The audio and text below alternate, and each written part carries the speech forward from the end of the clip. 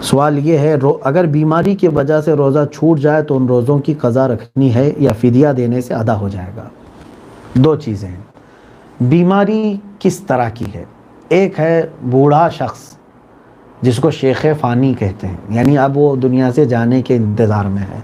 आखिर ज़माने की जो बीमारियां होती हैं जिनको मर्ज़ुल मौत कहते हैं, यानी अब सही होने का अंदेशा कम है, उन लोगों के लिए ये है कि वो रोज़ा नहीं रखे तो उनको फ़िदिया देना होगा। यानी एक रोज़े के बदले एक मिस्कीन को 2 वक्त का खाना या 2 मिस्कीनों को खिलाना, ये फ़िदिया है।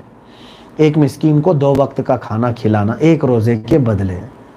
और अगर ऐसी बीमारी हुई थी, रमज़ान में कुछ बीमार हुआ था लेकिन बाद में सही हुआ, तो फिर अब वो फ़िदिया नहीं देगा बल्कि अपने रोज़े की क़ज़ा ही करेगा। उसके लिए फ़िदिया नहीं है। सिर्फ वो बीमार जिसको अब मौत का अंदेशा हो गया, या तो फिर ऐसा करे वो कि अब उसको मिस्कीन को फ़िदिया देने की तक ताकत नहीं है, तो अपने बच्चों को वसीयत करके जाए कि अगर मैं इस बीमारी के बाद मर गया तो मेरे इतने रोज़े बाकी हैं, मेरे माल में से इतने रोज़ों का तुम फ़िदिया अदा कर दो, तो भी इंशाअल्लाह अज़ीज़ उसके ऊपर से ये रोज़ों का गुनाह हट जाएगा।